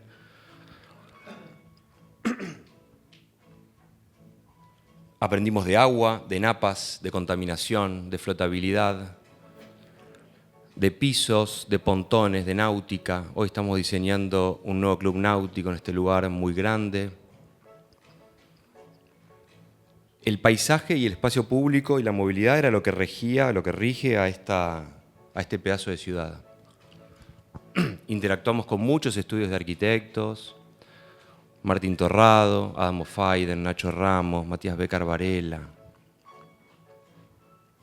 Tuvimos la posibilidad de diseñar patios, de diseñar bancos. Ese equipamiento que ven ahí lo diseñamos con números primos. Es el banco más vendido de la firma Durban hoy, y ese banco nació acá por una propuesta nuestra de codiseñar con otros.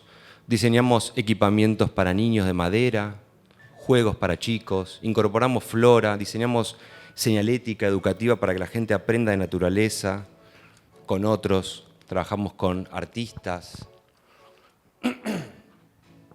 Pensamos en los niños, en el futuro,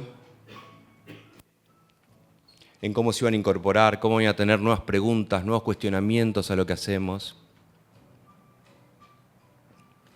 Todo esto construido sobre un suelo de relleno muy pobre. Empezamos a pensar cómo deslizarnos en una ciudad, cómo movernos, cómo hacer una ciudad skateable, 100% skateable. Si una rotonda de tránsito tiene que ser una rotonda o puede ser otra cosa. Hoy estamos haciendo un master plan para poder deslizarse durante 15 kilómetros sin parar en skate, en bici, en rollers, monopatín. Aprendimos mucho de vegetación, incorporamos muchísimas especies desconocidas, dimos mucho laburo a viveros de la zona produciendo plantas que ellos ni ellos conocían, las pusimos de moda, la gente las compró en las casas. Especies pampeanas, especies que están en el campo, al lado de la ruta, hoy están dentro de esta urbanización. Y diseñamos casas también, ¿no? Modelos para gente privada.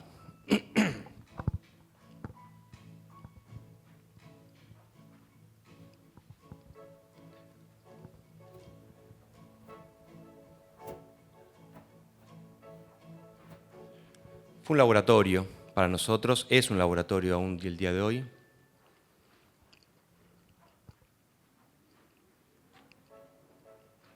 Ahí está, ¿eh? Este es un video de Natalia Ardizone que hizo y que creo que es la primera vez que lo presentamos, si no me equivoco. Está bien, ¿eh?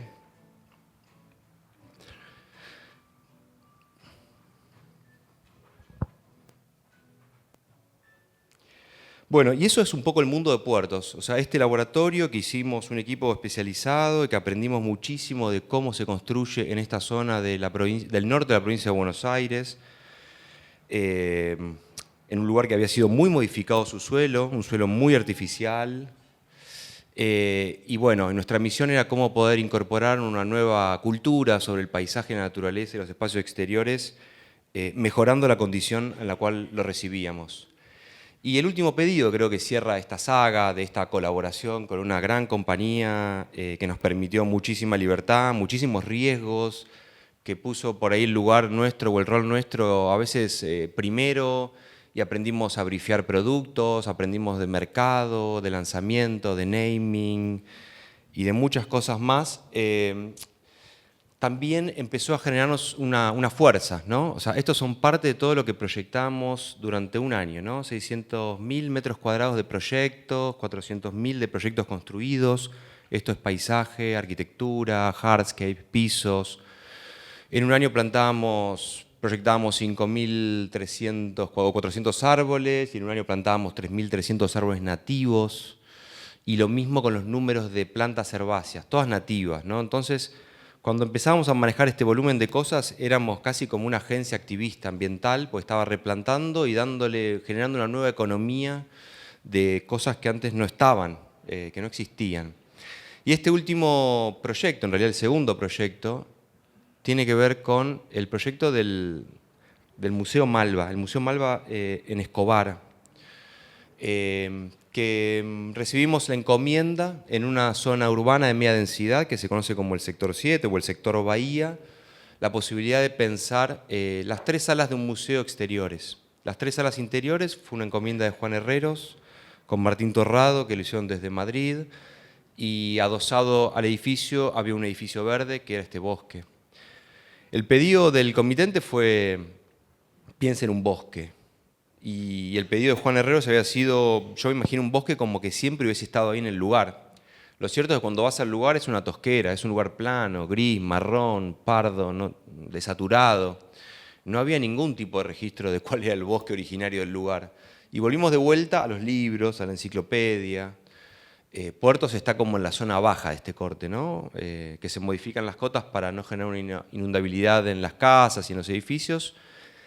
Y empezamos a pensar qué era un bosque, cuántos bosques tiene Argentina, qué es un bosque, ¿no? Como la definición técnica de un bosque, que no es solo un cúmulo de árboles, pero cómo poner en valor o cómo generar un bosque, ¿no? Que sea nativo, que tenga un valor casi de arboretum como cultural y que también tenga parte de alguna especie perdida. Y empezamos un camino de investigación en paralelo a proyectar el museo o las salas del museo. Empezamos a pensar qué botánica había sido extinta por la urbanización o que había sido como corrido sus límites. Queríamos buscar como un elemento diferencial que defina este nuevo bosque que va a ser artificial. Sumamos a la mesa a estos 5 especialistas, que son desde taxónomos, biólogos, arboricultores y especialistas en suelos para que nos ayuden también a pensar todo este proyecto que estábamos encarando. Encontramos que ellos mismos tenían en un lugar, abandonados, ahí dentro del predio, unas infraestructuras hidráulicas que son como unos arañazos en la tierra, que generaban que dentro de esos arañazos se juntaba agua. Y en esas aguas empezaban a crecer unos arbolitos que nosotros no conocíamos qué eran y que formaban como estas suertes de galerías verdes que ven como rayas ahí. Y caminando un día por el campo, por este lugar bastante deforme, entre que no sabemos si está abandonado o estuvo siempre, nos paramos en un lugar y ahí estaba Ana metida dentro de estos bosquecitos que no sabíamos qué eran y que fuimos de a poco entendiendo que se llamaba una especie que era liso de río.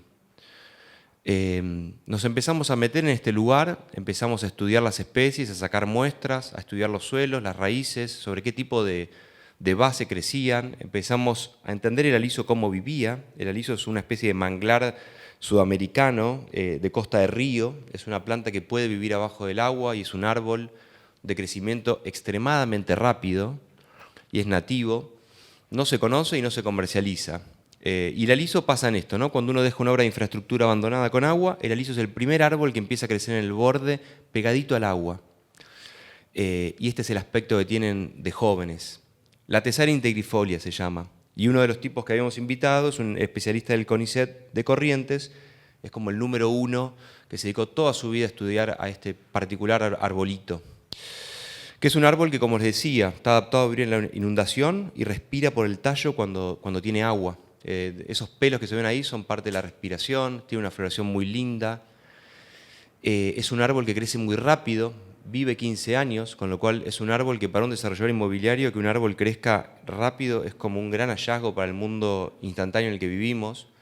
Y el aliso se desarrolla en ese corte, ¿no? La sección cerquita del agua, es como que puede estar inundado durante un tiempo y puede estar seco durante otro, que tiene que ver con estas fases, estos ciclos del agua que le permiten. Los bosques de alisos en la naturaleza se mueven, o sea, viene una inundación y se lleva las semillas que flotan hacia otra costa, aparecen ahí, crecen muy rápido, germinan. Es como un bosque móvil, no es un bosque como de alerces que está siempre en el mismo lugar. Y se distribuye en toda Sudamérica con distintos tipos de géneros y especies. Y lo que hicimos es que teníamos un año para pensar el bosque y construirlo y que se inaugure el museo. Eduardo ya había lanzado la fecha del museo y estábamos todos empezando a transpirar la gota porque teníamos que hacer prácticas sobre este árbol. Nadie conocía cómo trasplantar un aliso, ni cómo iba a resistir, ni cómo reproducirlo. Era un árbol que no había conocimiento práctico de cómo ponerlo en funcionamiento. Así que durante un año, mientras íbamos proyectando, desarrollamos un vivero de campaña, que era un invernáculo para empezar a testear cómo empezar a reproducir el aliso, desde semillas, desde esquejes. Los íbamos sacando de lugares que después los iban a tirar, con lo cual era un árbol que estaba en el mismo lugar, tenía la genética del lugar, estaba adaptado a ese lugar. Diseñamos el suelo, medimos la tasa de germinación en distintos tamaños. El aliso es un árbol que se organiza sociológicamente en 3 rangos etarios: los bebés, los adolescentes o jóvenes y los adultos. Entonces, lo que íbamos a hacer tenía que ver también con reproducir esa sociología.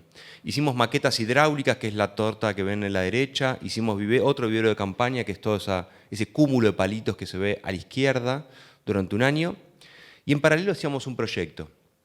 El proyecto del museo, que iba a estar en diálogo con el edificio.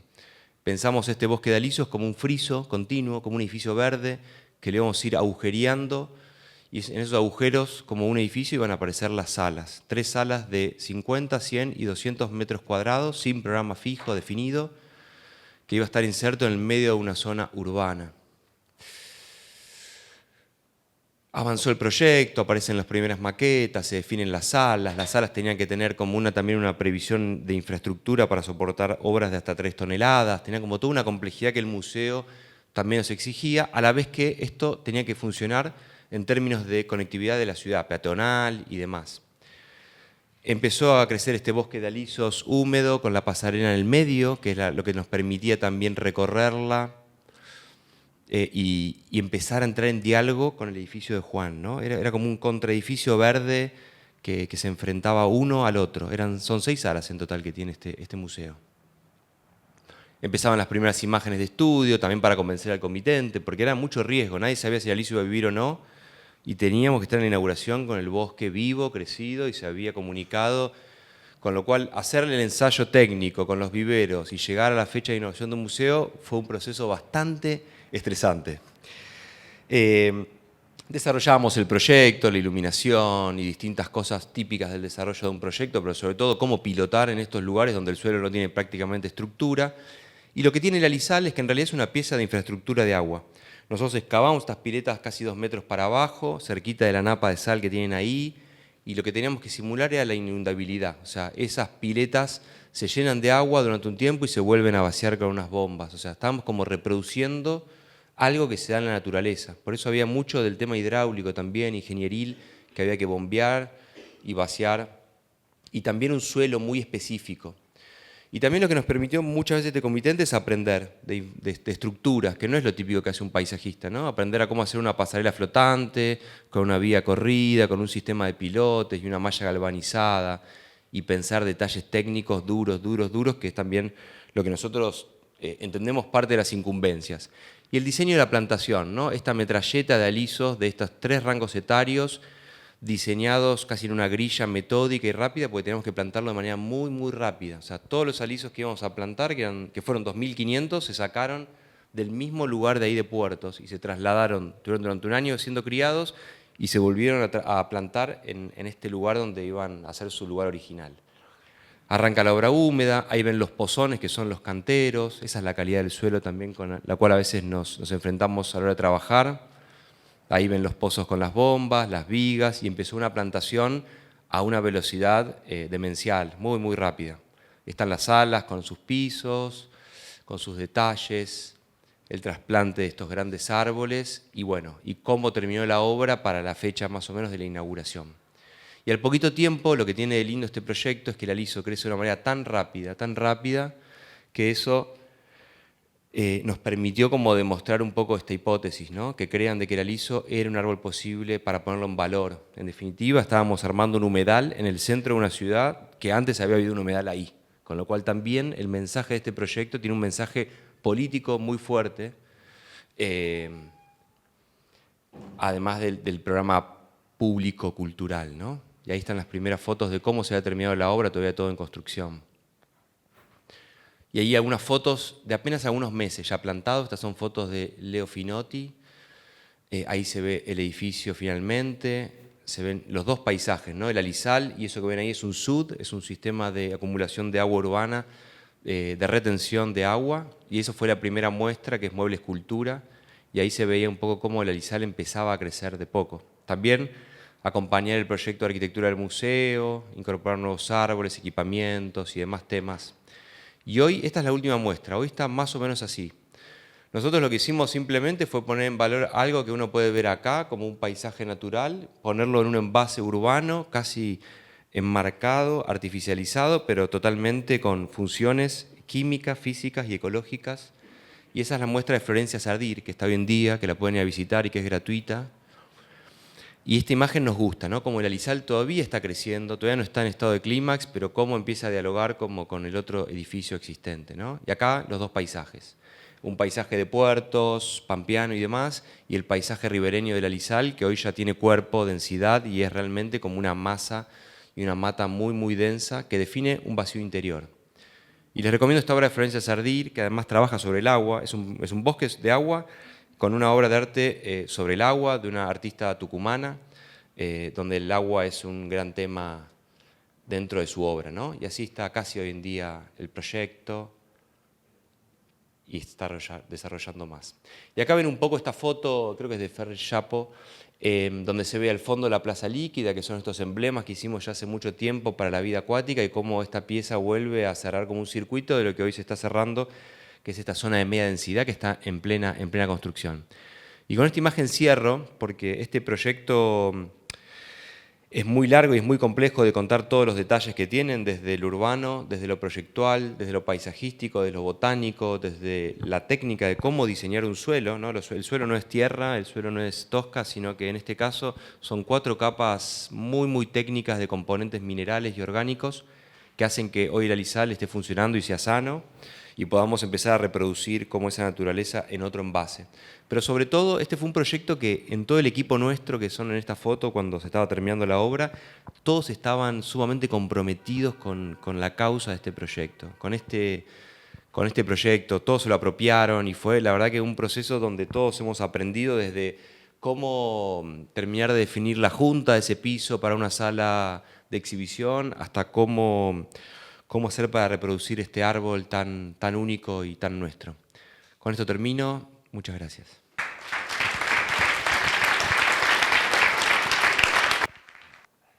Bueno, gracias. Primero, felicitaciones, impresionante exposición de los dos, Ana, Nacho, gracias. Emocionado por lo que vi. Y tengo una pregunta para cada uno, de distinto tenor.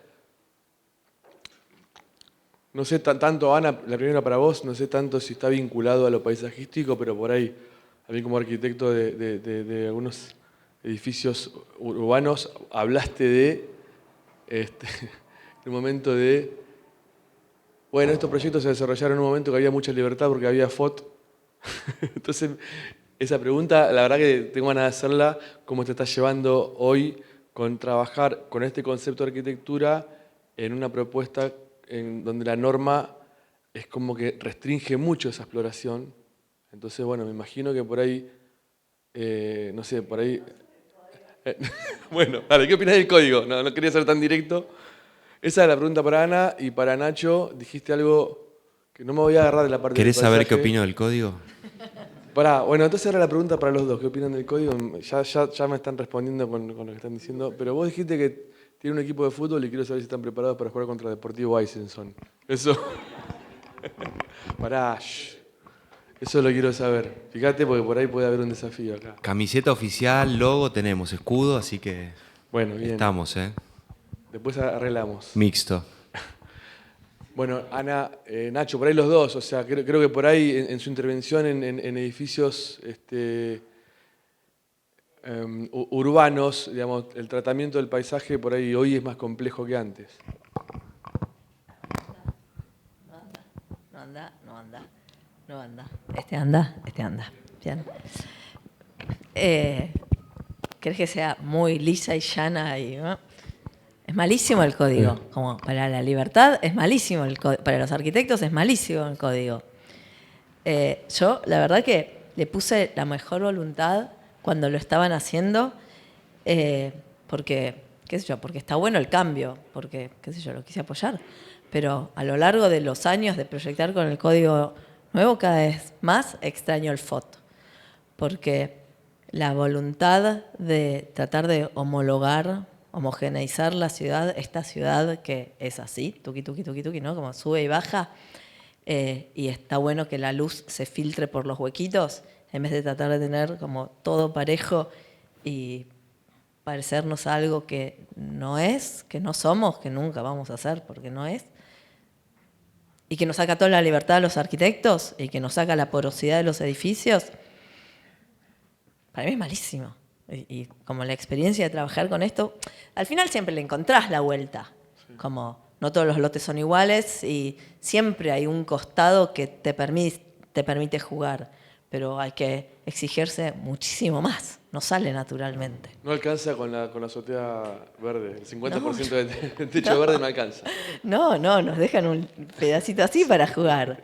Qué sé yo, siempre tratamos de dar lo mejor posible, pero nada, la respuesta lisa y llana es esa. Nada, es una pena. La verdad que no le hace bien a la ciudad el código nuevo. Qué sé yo, mi opinión. ¿Nacho opina algo parecido? No sé de dónde opinarlo. Porque en el caso de Lugones pasamos por 2 procesos contratando a 2 estudios de arquitectura, con lo cual lo vivís de otro lugar, ¿no? Como de haber intentado un modelo antes de la pandemia y que me agarre algún cambio de código y que en el gobierno de la ciudad me prometan de que ese era el mejor proyecto para construir ciudad, comunidad, un modelo de co-living, todo bien, hasta que todo eso cambió de vuelta el código y nos hicieron perder mucho dinero, muchas frustraciones, con lo cual me parece un delirio que nos hayan agarrado 2 cambios de códigos en 3 años. O sea, es un proceso muy desgastante. Lo digo como jugando a ser mini desarrollador. Sí. Y con el proyecto nuevo es lo mismo. O sea, es muy tedioso, es muy difícil construir en la ciudad. Además del cambio, de la inseguridad legal, ¿no? Como te va cambiando el... Te va cambiando el panorama en un país que... La regla del juego, sí. Y además el país cambia, no es que estamos en un país homogéneo. Digo, déjame alguna variable quieta. Es muy difícil. A ver, nosotros siempre ahora estamos queriendo como hackearlo, ¿no? Como, ¿por qué me pedís un tanque ralentizador de riego? ¿De qué capacidad? ¿Cuánto llueve en Buenos Aires? El técnico que te aprueba no sabía ese dato. Entonces digo, ¿qué me estás pidiendo? Entonces dijimos, ¿y si en vez de un tanque lo convertimos en un estanque? Y no sé, pero es lo mismo, hidráulicamente es lo mismo, solamente le saco la tapa y lo pongo en valor. Y es una especie de fuente que tiene plantas, peces y... No sé, se me hace difícil, la verdad que no me fue fácil. Buena idea con el código. igual, buena idea. Franco, tomás nota. Te paso mi mail. Dale. Derecho de autor. Y un tema más sobre el código, no solamente por la carpa contra el FOT, sino la cantidad de densidad. ¿Hasta dónde vamos a densificar la ciudad? Porque está claro que está bien densificar, como juntar recursos no despilfarrar metros cuadrados, metros lineales de caño y infraestructuras, etc. Pero ¿hasta cuánto podemos densificar? Porque la verdad es que la ciudad con tanta gente junta y tan compacta, o sea, constructivamente tan compacta, no está bueno. No está bueno vivir, o sea, no está bueno que el USAB, ¿no?, el ex R2B1, se ponga tan gordo, ni hablar de cuando estaba hasta la línea el tercio. Ahora la volvieron a la línea de frente interno, al cuarto, pero cuando estaba hasta la línea de basamento, esa, cuando era el tercio, era mortal el choclo. Entonces, no está bueno para nadie, para la gente que la habita, ¿no? Como voto por FOT totalmente, voto conservador, de como reacción total a volver a foja cero y volver al FOT. Estoy de acuerdo. ¿Alguien no?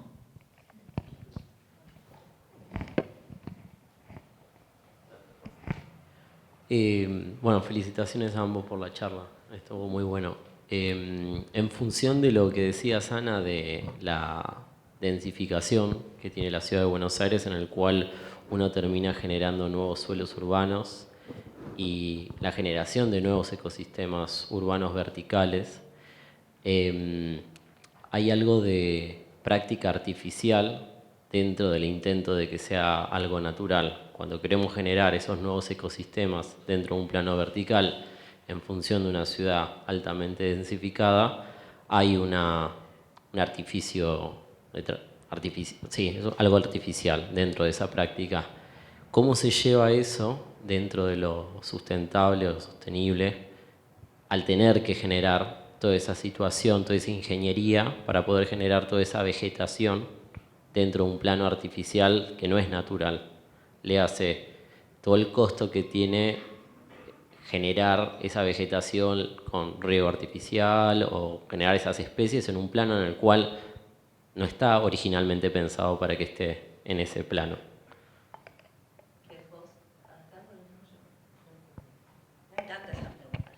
Me encanta esa pregunta.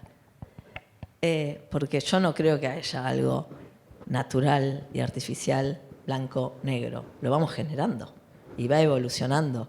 Y está claramente demostrado que los humanos somos parte de la naturaleza, ¿no? Y como la evolución es la misma, no hay una diferencia, una corte. Pero está súper estudiado que la naturaleza, la flora y la fauna urbana evoluciona en las ciudades de la misma manera que evolucionaron los dinosaurios, etcétera. Que las abejas, ¿cómo era la historia de la mosquita que vive en el subte de Londres? Es distinta a la que vive, este fue un estudio. La mosquita evoluciona diferente dentro del subte, no tiene la misma manera de aparearse que la que vive arriba en la superficie. O sea, simplemente por vivir en el subte. Y existe la misma en París, porque se fue moviendo de auto en auto, de persona en persona, el bolso, y hay una ecología, o sea, vamos mutando todos. Entonces, las plantas que viven en el balcón, en el piso 23, evolucionan de la misma manera y yo creo que la evolución urbana, como esta conjunción, como esta nueva ecología, es lo que estamos haciendo y como creo que hay que hacerlo, pero hay que apuntar a cuidarla, que exista, como a generarla, como es parte de lo que hacemos. Sí, yo creo que siguiendo lo que dice Ana, es como, bueno, justo hoy es nuestra agenda, ¿no? Estamos hablando de esos temas que son los que nos reúnen y ambas producciones de ambas oficinas, organizaciones, hablan sobre las nuevas naturalezas y demás. Y en esto que decía Ana del binomio, a mí me gusta mucho Donna Haraway, que es una autora de ciencia ficción que no es del palo nuestro, ni urbanismo, ni arquitectura, ni diseño, pero que me parece que el manifiesto Cyborg habla un poco de eso, ¿no? Como estos nuevos proyectos híbridos, deformes, mutantes, que mezclan temas, ¿no? Toman distintos temas y se hacen cargo de algunos. Nosotros en Bulla nos estamos haciendo cargo de algunos temas, recogemos algo del cambio climático y es como que, che, el escombro, las plantas y el agua son tres temas que nos interesan a nosotros, son los cargos. no volcárselo a la ciudad, porque la ciudad no tiene respuesta, no tiene infraestructura para el agua, tipo nos inundamos, no tiene vegetación nativa, no saben mantener los jardines de las plazas y seguimos rellenando el río. Entonces, me parece que es cuestión de hacerse cargo y ponerlo en valor. Después los proyectos lo terminan incorporando, yo creo, ¿no? Como... Sí, creo que como para volver al título del greenwashing, más acá del greenwashing, que fue como bien polémico, me encanta que le hayan puesto ese nombre. Bien, sí. Me parece que está buenísimo que hablemos de eso, como claramente no es greenwashing, es cada cual hace lo que puede dentro del tema que le interesa, pero hablemos de los temas importantes, como me parece genial el bosque de Aliso de Río y encontrar esa especie y hacerla crecer y es parte de lo personal que pones dentro de los temas que te importan. No vas a salvar al mundo con todo, pero cada cual pone su granito de arena como rumbeado hacia algo bueno. Como ¿de qué hablamos cuando hablamos de arquitectura? A mí no me importa hablar de la simetría. Ya está, ya pasó. ¿Quién habla? A mí no me importa hablar de, no sé, de la posthistoria, de volver al, no sé, no me importa hablar de la forma, o sí, cuando es como sí hablo de la forma, mentira, pero hay ciertos temas de los cuales me importan hablar y creo que me importa hablar de la flora y de la fauna y de la ecología y de todo esto porque es lo que está pasando, es lo importante. Más allá de que, como dos temas como para llegar. Por un lado porque me atrae, porque es lo lindo, porque es lo sensible, pero por otro lado porque creo que es de lo que hay que hablar en este momento, como esto es lo importante. Sí, a nosotros nos pasa bastante a menudo que nos cuestionan a veces algunas comitencias, ¿no? ¿Cómo van a trabajar en este lugar que es un barrio cerrado o que realizó todo este tema, esta antropización sobre un medio? Y la verdad es que lo discutimos internamente, ¿no? Como, ¿por qué trabajás con estos comitentes? Y yo creo que hay una responsabilidad que asumimos que es que primero no... Estamos, lo que dice Ana, ¿no? Estamos como tratando de hacer un aporte sobre algo que vos ya recibís, sobre algo que ya fue recontra modificado. Podría ser eso, podríamos estar hablando de un bosque en el sur que fue incendiado también. Y venís a partir de eso a accionar, a ver cómo lo transformás. Y hay algo del futuro. Yo creo que, no sé si fue que yo por ahí de que soy padre o qué, pero empezaba a pensar en qué estamos dejando, ¿no? También. Como hay una conciencia en este futuro que nadie sabe para dónde vamos a ir, esta cosa de la distopía que vivimos, que por lo menos me interesa como dejar algo, sentirme yo que somos responsables con esto, ¿no? Como, y ahí hay un compromiso, o sea, como...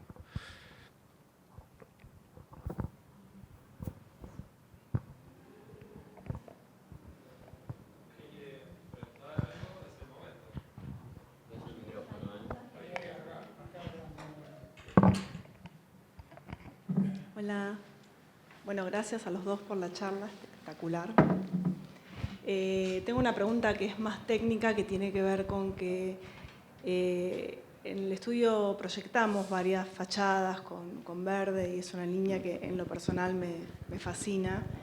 Y siempre está la pregunta del desarrollador que es, ¿y esto quién lo mantiene? ¿Y cómo se hace? Bueno, la pregunta...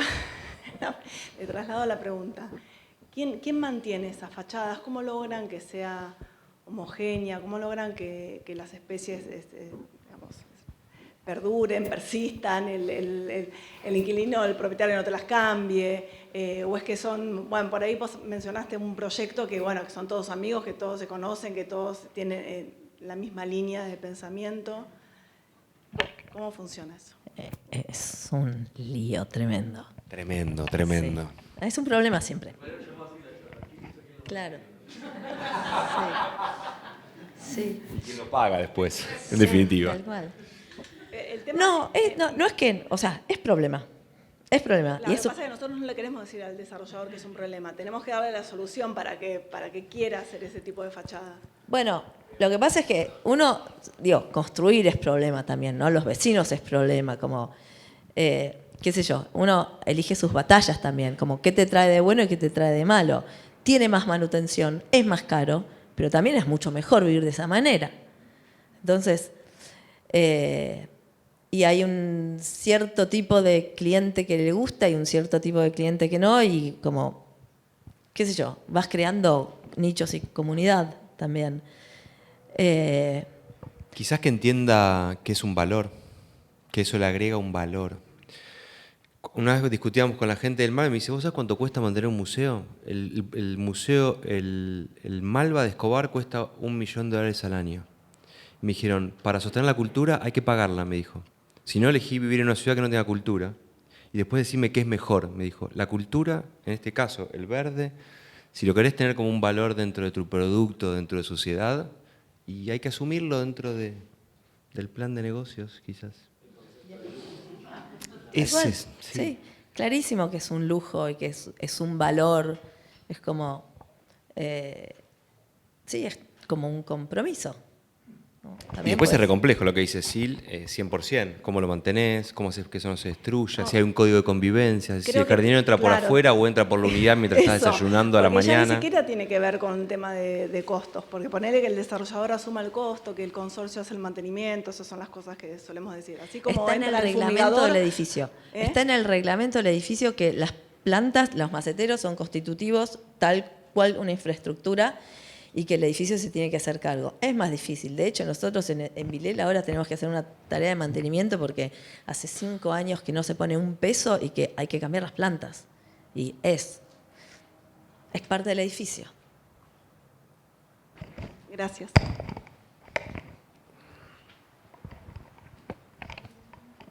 Sí, aprovechen y pregunten. Bueno, hay muchos alumnos, ¿no? Acá de Ignacio también. Y la verdad, gracias a los dos. A mí me parece súper importante. No tengo una pregunta muy específica porque creo que me parece que lo importante es ver, en este caso, dos estudios, dos estructuras consecuentes, coherentes a lo largo del tiempo. La primera reunión que tuvimos nosotros, Propuesta Decente, cada uno traía la problemática que le vibraba en ese momento y empezó Ana y la verdad que, bueno, así como otras trajeron otras, Ana inauguró todo este ciclo con la relación entre el interior y exterior, que era el problema que sigue trabajando. O sea, y han pasado varios años, varias obras, mucha experiencia, realizaciones, involucramiento en distintos entornos. La obra está ahí para verla y realmente impresiona la contundencia que tiene después de tanto tiempo. Y me parece que en el caso de Ignacio y Lucía y Ana, también ambos, ¿no? Pero me parece importante ver que esto es una especificidad, requiere investigación, requiere un trabajo serio, requiere estudio, requiere entrar como en la gran línea de la historia. Esta discusión sobre la naturaleza, Franco, naturaleza, lo natural y lo construido, el forzamiento, o sea, que están haciendo ellos en confundir al manglar para que no se mueva y lo inundan y lo desinundan con energía, y también con huella de carbono. O sea, todo esto es experimental, es contradictorio en sí mismo, pero es fantástico, porque me parece que es lo más distante de lo que uno puede decir, bueno, quiero que certifique el LEED, o sea, te doy puntos para que hagas menos cocheras, o sea, nada más lejano de la realidad de nuestras ciudades, y me parece que es una entrada la que ambos plantearon de la naturaleza que lo lleva a poner en cuestión cuestiones esenciales de la ciudad misma, como la densificación u otras, ¿no?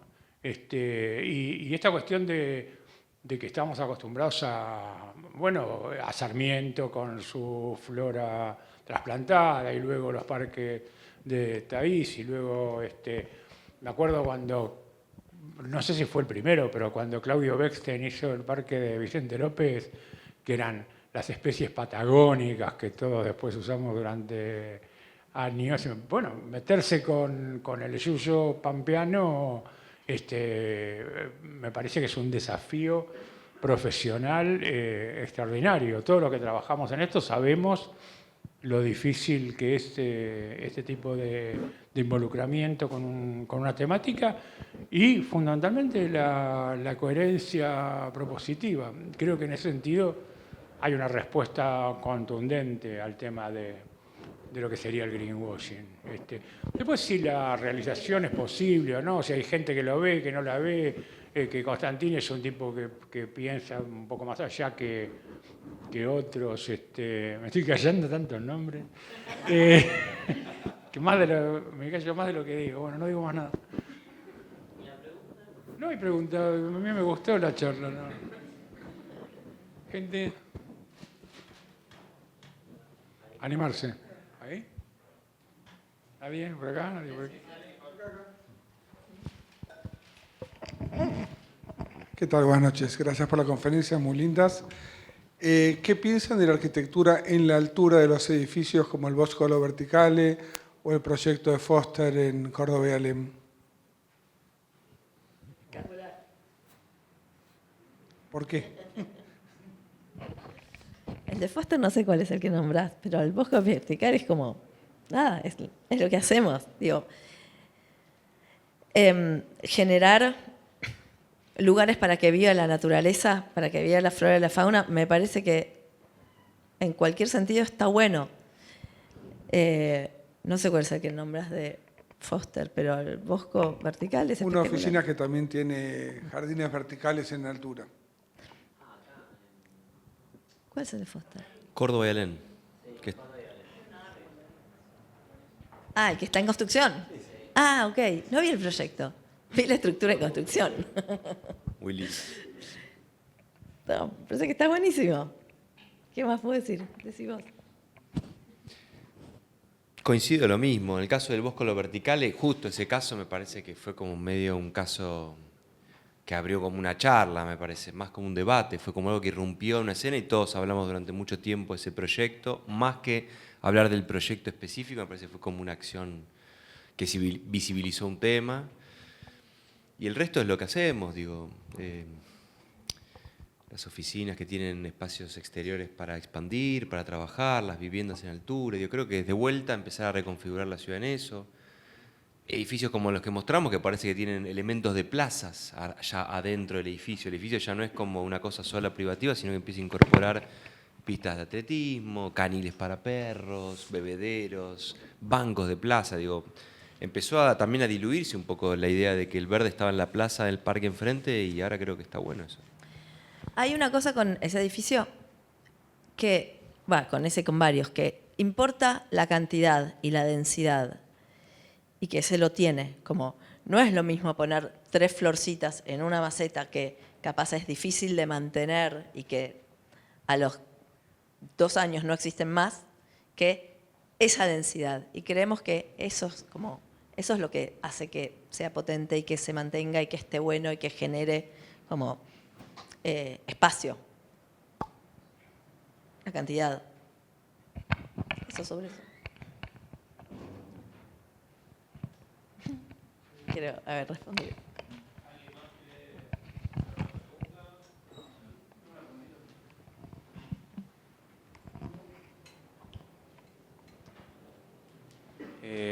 No, bueno, mi consulta es un poquito más técnica y es, yo entiendo que hoy en día está resuelto, pero también se lo consulto a ustedes, es cómo convencer a los clientes de tener un espacio verde en un balcón, en una terraza, cuando sabemos que los temas de aislaciones y impermeabilización siempre suelen ser conflictivos. Si les llevó mucho tiempo resolver los detalles, si siente que hoy en día la tecnología ya los acompañó y ya está todo resuelto o todavía sigue siendo un tema de prueba y error. En mi caso, las terrazas verdes suelen funcionar mejor que todo lo demás, porque ralentizan el agua, la mantienen, entonces hacen que no desborden las canaletas o los orificios, como que no salga el agua por otros lados. Entonces, en ese sentido, funciona mejor. Sí es un problema tener, llevar el agua a todas partes del edificio. Sí genera óxido, por ejemplo, si no está bien cuidado. Pero lo mismo, si está bien resuelto y bien pensado, sí, es lo mismo que decíamos antes, ¿no? Es como, es más laborioso, pero te devuelve también. Sí, y la tecnología acompaña, fue cambiando un montón, hoy hay otras formas también de evitar algunas cosas, pero aún así, digo, de vuelta, en la práctica, en la realidad, la cubierta de IPF creo que también está infiltrando y fue una cubierta hecha, si bien hubo recortes de presupuesto, que es algo muy habitual en nuestro país, que en vez de doble capa de aislación se hizo solo una y de la una se hizo la más barata y como no estaba la dirección de obra contratada, no sé cómo se ejecutó y bueno, toda esa consecuencia lleva a que por más que tengas un buen producto tecnológico, bueno, nada, puede pasar de que también infiltre todavía el día de hoy. Pero bueno, supongo que se irá mejorando. Eso evolucionó muchísimo, de los últimos 10 años, la tecnología. ¿Y cómo convencerlo? No sé, no tengo idea. Perdón. Gracias. Yo creo que sí, cada vez más está más aceptado y más pedido y la gente va entendiendo y cambió un montón la concepción y el valor que tiene como la naturaleza en la ciudad, un espacio exterior, o sea, la pandemia cambió diametralmente la situación, ¿no? Como que todo el mundo quiere tener y todos los desarrolladores entienden que tener una cantidad de metros exteriores importantes y de uso vende, ya se vende como 1 a 1, metro exterior, metro interior. Claro, cambió mucho eso. Cambió mucho. Entonces, por un lado, eso está aceptado. Y después, creo que tanto como las casas en altura, como el verde propio, como, no sé, todo esto ya es comercial, que está buenísimo. O sea, lo comercial se fue para el lado del bien en los últimos años. Creo que, no sé, mejoramos en eso y cada vez va a ser más aceptado y más pedido. Como argumentos rápidos y frescos lo puedes usar desde el lado de la salud, desde el lado de la relajación, de la memoria emotiva. ¿Qué más? ¿Cómo más lo vendemos? Desde lo aspiracional, ¿no? Alguna imagen de Copenhague, de proporción de relación de verde con aspiracional. Nosotros trabajamos en Consultatio por eso también. ¿Qué es? ¿Qué es? A nosotros nos pasó muy loco trabajando con Consultatio, que es que sabíamos que era un caballo de Troya, porque sabes que es un aspiracional de gran parte de la sociedad que quiere ser eso y que nunca va a llegar quizás a ser eso, pero lo quiere. Y es un objeto de deseo, y cuando lo deseas lo incorporás. Y así fue como que, bueno, empezar a trabajar con estos jugadores muy poderosos y potentes y masivos también te da como esa fuerza, decir, bueno, el cambio es un montón. No sé qué más herramientas, Pinterest. Sí, tenés que poder venderlo. Pero es que realmente es así, ¿viste? Como la enredadera es como increíble. ¿Cómo todo el mundo no está usando enredaderas en los edificios? Que te hace un layer que te protege del sol. Básico, ¿no? Es mentira que la enredadera se mete entre los ladrillos. Eso no pasa. No sé, y yo creo que es como una cuestión narrativa, vos lo mencionaste también, ¿no? Que, nada, ¿cómo querés vivir? Como tratar de... Antes los arquitectos queríamos educar a los clientes como en alguna estética, ¿no? Para mí realmente hay que educar a los clientes en cómo vivir, en vivir con la naturaleza. Capaz es medio no de parte del arquitecto querer educar, pero creo que está bien, porque nos dedicamos a eso, a pensar cómo vivir, a pensar cómo se vive en las ciudades, como nos dedicamos a eso, como, bueno, algunos de nosotros al menos, ¿no? Como hay muchas tendencias, pero entonces yo creo que está bien hacer pensar a los demás. Como es parte de lo que haces. Si lo pensás en tu oficina y te dedicas a eso y crees que es lo que está bien, ¿cómo no vas a tratar de educar a los demás? Yo a todos mis alumnos los como comulgo. Pero bueno, no sé, espero haber sido como al menos compartirlo.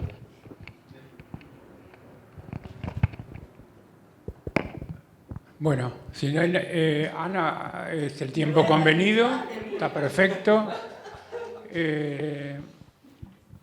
Así que, ¿ustedes quieren decir algo más? Un placer, Ana, Bueno, compartir. Digamos, queremos volver acá con contigo. Nicole. No. Sí. Bueno, gracias a todos Gracias. por venir.